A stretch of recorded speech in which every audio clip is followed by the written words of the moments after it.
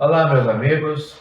Eu sou J.D. Vital, jornalista formado na UFMG e dedico esse vídeo a meu querido amigo Roberto Drummond, meu padroeiro da dúvida literária. Neste vídeo, eu intitulo a minha conversa com vocês como um repórter na encruzilhada entre Graham Greene e o Papa Francisco. Harry Graham Greene, um dos maiores escritores da língua inglesa, viveu, escreveu e pensou perigosamente. Foi um jornalista e escritor inquieto, polêmico, sublime, mas assustador, avançado e atrasado. Terrivelmente humano, acossado como seus personagens pelos sentimentos que balançam sua alma entre o pecado e a virtude, o bem e o mal, a amante e a esposa, a fé e a apostasia. Seus personagens nasceram de viagens mundo afora, testemunhas de injustiças na África, da corrupção do clero e da perseguição religiosa no México. Foi espião de Sua Majestade o Rei Jorge VI, pai da Rainha Elizabeth II, em Serra Leoa, na África, durante a Segunda Guerra Mundial. Visitou com frequência Cuba, na trilha de Ernest Hemingway, e até se envolveu em um episódio de triste memória em que entrou como vilão para a história.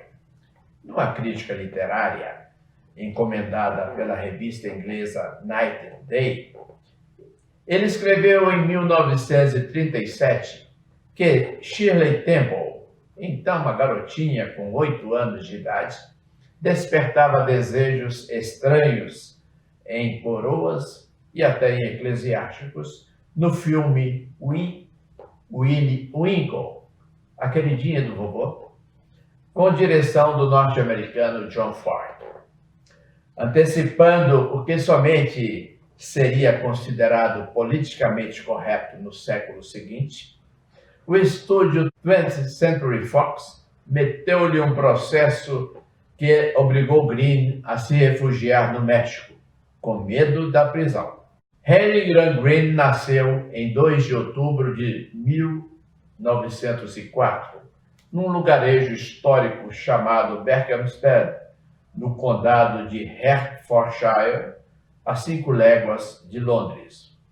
Na alvorada do século XX, a cidadezinha devia reunir uma minúscula comunidade de cristãos anglicanos, pois hoje, um século depois, não chega a 20.000 habitantes. Haley foi aluno interno da Grammar School de Berkhamsted, uma escola dirigida por seu pai. Lá, conheceu a primeira de suas crises existenciais. Tentou o suicídio. A família frequentava a St. Peter's Church, com mais de 800 anos e uma joia arquitetônica da igreja anglicana, que, como todos sabem, se separou de Roma em 1534 por ordem do rei Henrique VIII. O rei queria anular seu casamento com a rainha e princesa espanhola Catarina de Aragão para casar-se com Ana Bolena. O monarca queria um filho homem para dar continuidade da dinastia Tudor. O Papa Clemente VII, do clã dos Médicis, negou-lhe a anulação e deu no que deu. Nasceu a Igreja da Inglaterra, onde o rei, ou a rainha, como Elizabeth II, é o pontífice máximo da hierarquia religiosa, com os mesmos direitos do Papa Romano. Justin Portal Weld, entronizado em 2013, é o 105º arcebispo de Canterbury, ou Cantuária. Ele é o primaz da Inglaterra e encarregado de presidir as magníficas cerimônias religiosas, como o casamento do príncipe Harry com a atriz norte-americana Meghan. O arcebispo Justin Welby nasceu em Londres, no dia de Reis, 6 de janeiro de 1956. Estudou em escolas da nobreza britânica como Eton College, Trinity College e Cambridge, formando-se em História e Direito e, posteriormente, em Teologia. O prelado descobriu que seu pai biológico não era Gavin Welby, um vendedor de uísque, mas Sir Anthony Brown, secretário particular do primeiro-ministro Winston Churchill, de reputação atualmente questionada por ativistas contra o racismo. Anthony e sua mãe Jane Gillian Portal viveram um caso de amor. Durante 11 anos, Welby trabalhou na indústria petrolífera, mas depois dos estudos teológicos, concluídos em 1989, ordenou-se padre em 1992. Ele é casado com Caroline Eaton e tem 6 filhos.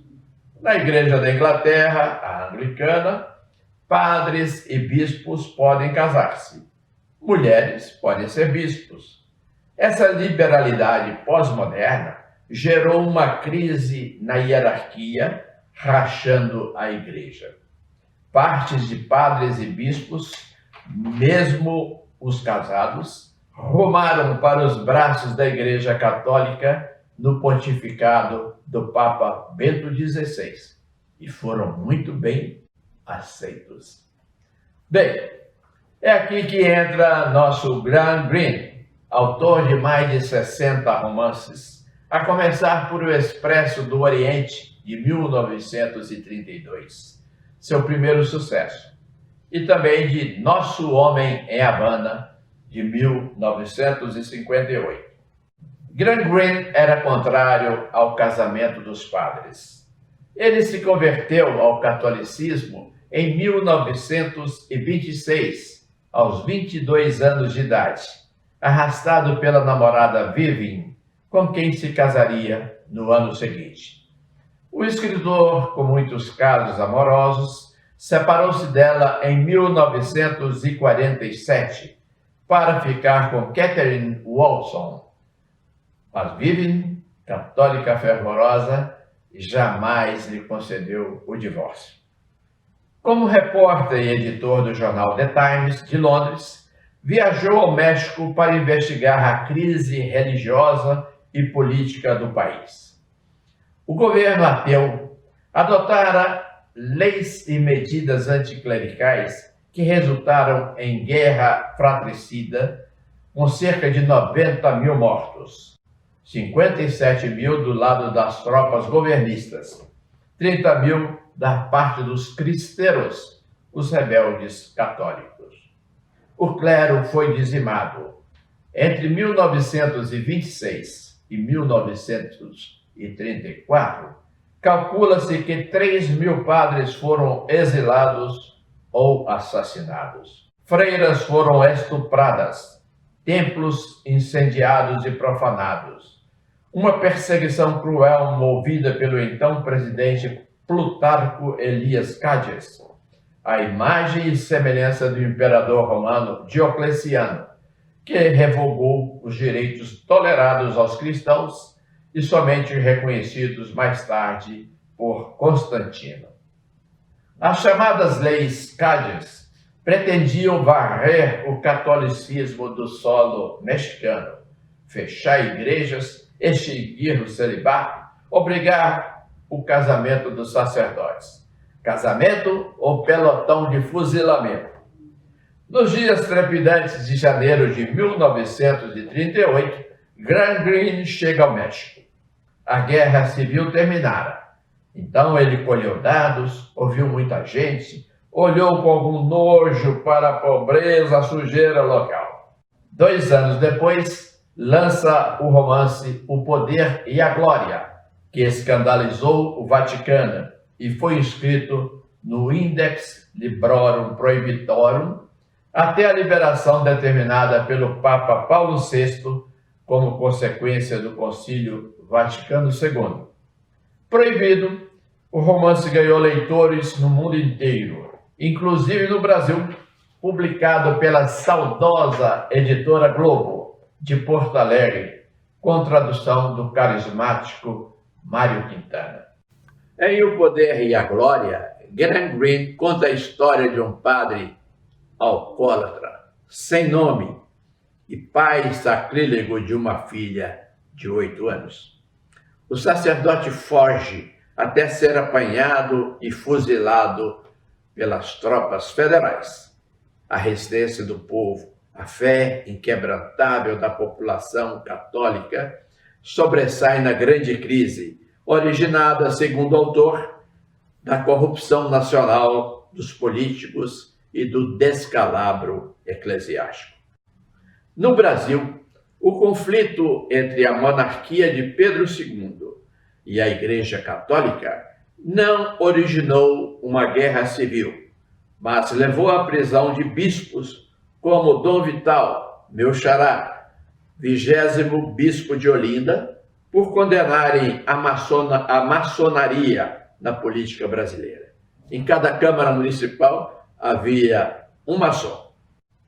A crise, conhecida por questão religiosa, prosseguiu após a proclamação da República em 1889, quando o catolicismo deixou de ser a religião oficial do Brasil. O regime laico aboliu o padroado e os privilégios dos eclesiásticos, até então funcionários remunerados do Estado. O governo republicano assumiu uma surpreendente hostilidade anticlerical, conforme lembra o ex-presidente desta Academia Mineira de Letras, no livro sobre o seu avô, Memórias Póstumas de Francisco Badaró, então deputado federal, católico fervoroso e embaixador do Brasil no Vaticano. Nesse livro, Murilo Badaró dá uma aula sobre a questão religiosa. Lembro-me de Graham Greene, agora que, atendendo à recomendação do jornalista e escritor Carlos Heitor Coni, adormeço sobre o projeto de voltar a temas relativos à Igreja Católica. Meu interesse atual recai sobre os padres casados legalmente na Igreja Católica Apostólica Romana. Foi durante um jantar em Belo Horizonte que confidenciei a Coni a ideia de escrever Como se faz um bispo, livro que a Civilização Brasileira publicou em 2012. Leio Coni desde adolescente no seminário menor. Ele também estudou para padre no seminário São José do Rio Comprido, no Rio de Janeiro. E quando desistiu da carreira eclesiástica, revelou no livro Informação ao Crucificado, editado também pela Civilização Brasileira em 1961, sua crise de fé, resumida na última frase da obra: e eis que vos dou uma informação. Para mim, Deus acabou. Você já dormiu sobre o assunto? Coni perguntou. Disse que escrever sobre a Igreja Católica era sempre um assunto complicado e a forma da escolha dos candidatos ao episcopado é um mistério insondável. Segui seu conselho, debrucei-me sobre o projeto, dormi sobre a ideia e deu tudo certo. Na falta de Coni, recorro a Henry Graham Greene para encarar a vontade de relatar o que venho pesquisando sobre os padres casados sob as barbas do Vaticano. Viajei ao Líbano, conheci o padre e a mulher do padre. Conversei com bispos da Síria e com estudiosos das igrejas orientais, tão antigas quanto a Basílica de São Pedro, e que são sucessoras dos apóstolos e sacrário vivo da fé dos primeiros cristãos que vieram dali de pertinho, isto é, de Jerusalém. Nas igrejas orientais, os padres podem casar-se, os bispos não. Para os sacerdotes, o celibato é opcional tal qual vigia na Igreja Católica Latina até 1139, quando o Concílio de Latrão proibiu os padres de contrair matrimônio. Em Minas, casamento de padres sempre deu ibope. Em 1966, inspirado no poema de Carlos Drummond de Andrade, o cineasta Joaquim Pedro de Andrada colocou no circuito o filme O Padre e a Moça. Paulo José era o padre, Helena Inês, a moça. Rodado no charmoso lugarejo de São Gonçalo do Rio das Pedras, distrito do Cerro, e nas redondezas de Diamantina, o filme conta uma das muitas histórias de paixão de padres nas sacristias fecundas de aventuras de Minas Gerais. Narra o Itabirano.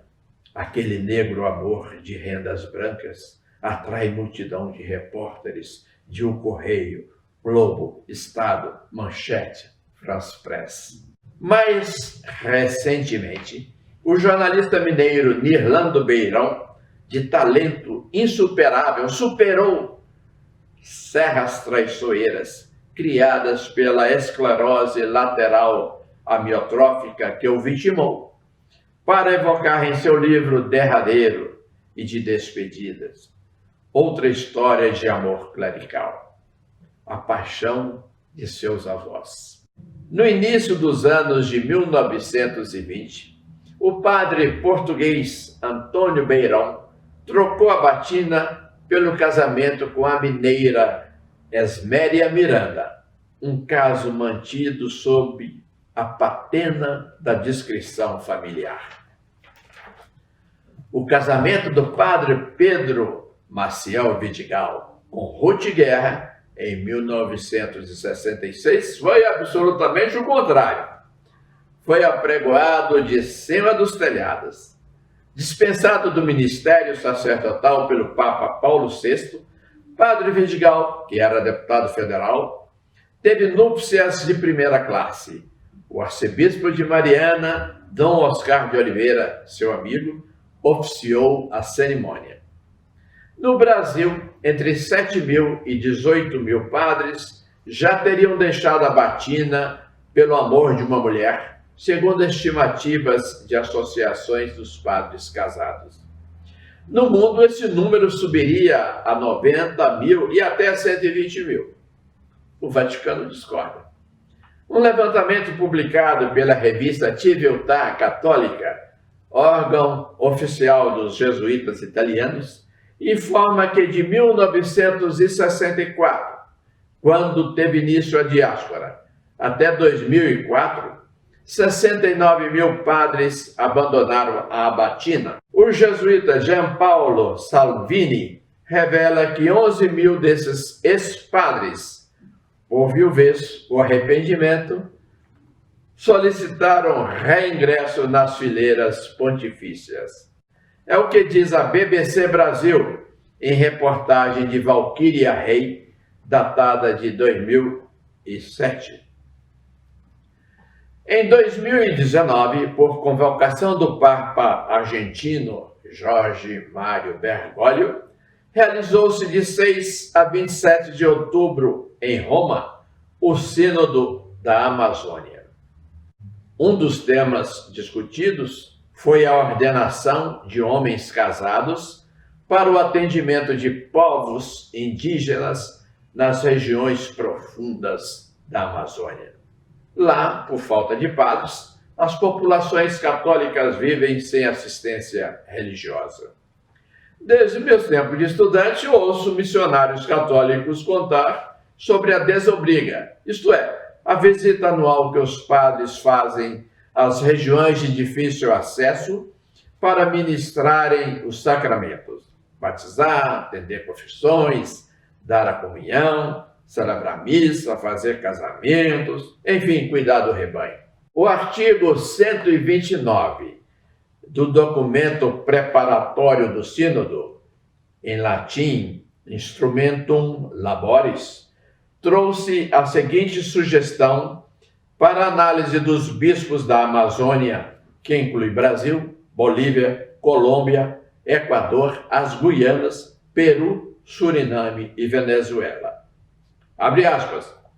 Afirmando que o celibato é uma dádiva para a Igreja, pede-se que para as áreas mais remotas da região se estude a possibilidade da ordenação sacerdotal de pessoas idosas, de preferência indígenas, respeitadas e reconhecidas por sua comunidade, mesmo que já tenham uma família constituída e estável, com a finalidade de assegurar os sacramentos que acompanhem e sustentem a vida cristã.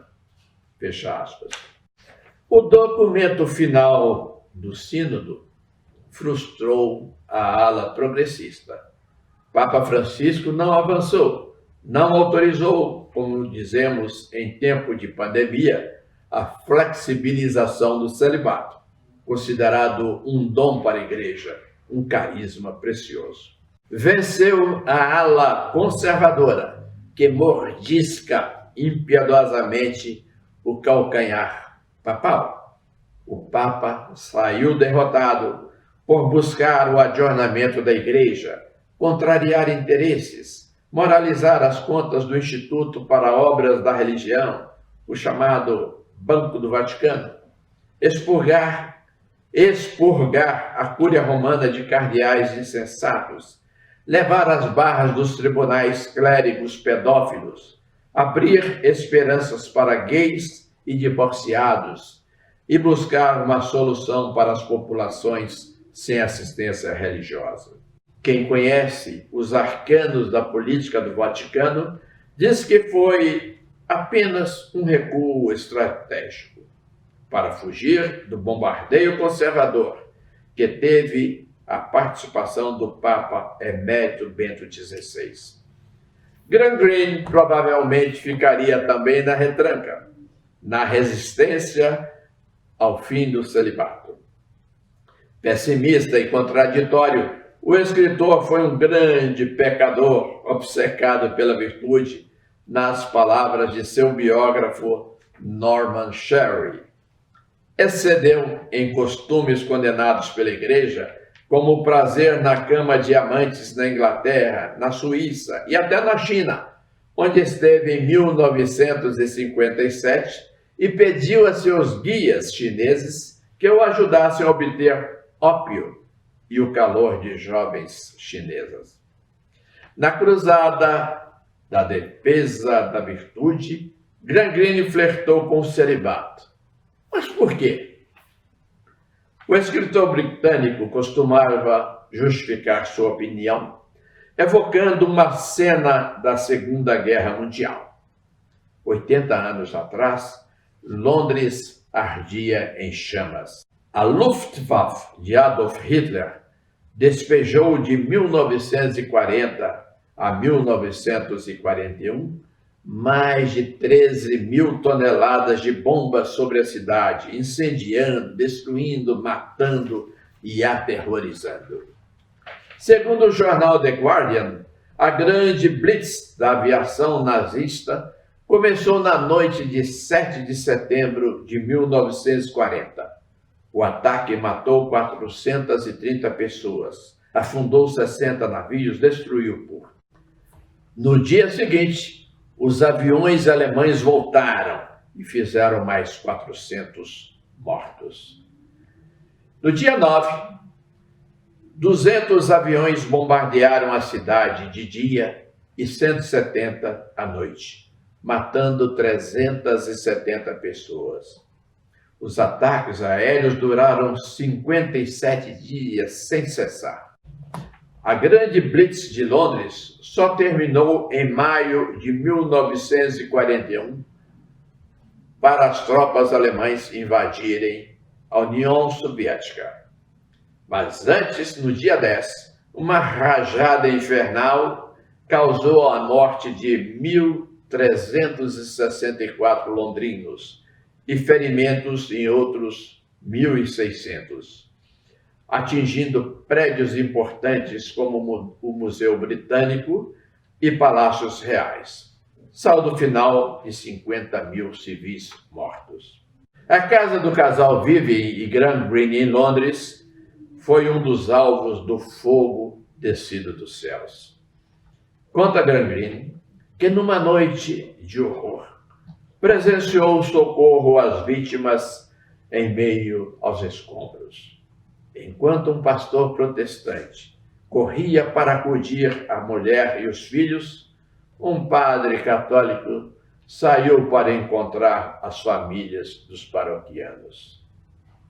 Parece que a dedicação de médicos, enfermeiros e profissionais da saúde em tempos de coronavírus arrefece os argumentos de Grand Green, falecido em 3 de abril de 1991 em VVI, na Suíça. Talvez para o repórter, o caminho do meio seja a forma de escapar da armadilha da encruzilhada. O meio, como na sabedoria chinesa, é o caminho do bom jornalismo ensinado na Fafiche da UFMG pelo querido professor José Mendonça, ex-seminarista de Diamantina e ex-diretor da sucursal de O Globo em Belo Horizonte. Ou seja, o bom repórter deve registrar os fatos, sem tomar partido, nem dos santos, nem dos pecadores. É isso aí. Pela honra da sua audiência, muito obrigado.